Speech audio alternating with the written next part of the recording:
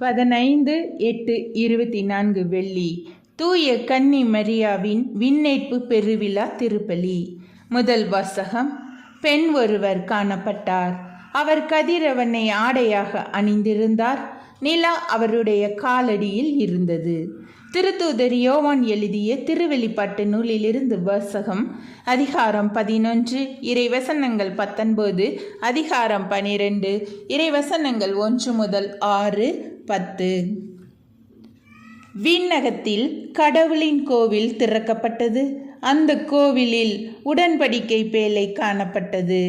வானில் பெரியதொரு அடையாளம் தோன்றியது. பெண் ஒருவர் காணப்பட்டார். அவர் கதிரவனை ஆடையாக அணிந்திருந்தார். நிலா அவருடைய காலடியில் இருந்தது. அவர் 12 விண்மீன்களை தலை மீது சூடியிருந்தார். அவர் கருவுற்றிருந்தார். பேறுகால வேதனைப்பட்டு கடும் துயருடன் கதறினார். வானில் வேறொரு அடையாளமும் தோன்றியது.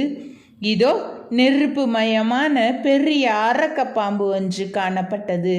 அதற்கு 7 தலைகளும் 10 கொம்புகளும் இருந்தன. அதன் தலைகளில் 7 மணிமுடிகள் இருந்தன.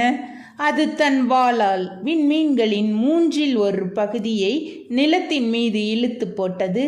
பேறுகால வேதனையில் இருந்த அப்பெண் பிள்ளை பெற்றவுடன் அதை விழுங்கி விடுமாறு அரக்கப்பாம்பு அவர் முன் நின்று கொண்டிருந்தது.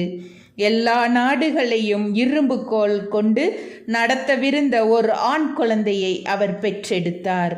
அக்குழந்தையோ கடவுளிடம் அவரது அரியணை இருந்த இடத்திற்கு பறித்து செல்ல பெற்றது. அப்பெண் பாலை நிலத்திற்கு ஓடிப்போனார்.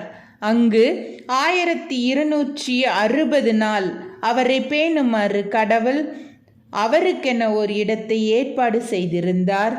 பின்பு விண்ணகத்தில் ஒலித்த பெரியதொரு குரலை கேட்டேன். அது சொன்னது, இதோ, மீட்பு, வல்லமை, நம் கடவுளின் ஆட்சி, அவருடைய மெஸ்ஸியாவின் அதிகாரம் ஆகிய அனைத்தும் வந்துவிட்டன. ஆண்டவரின் அருள்வாக்கு. இறைவா, உமக்கு நன்றி.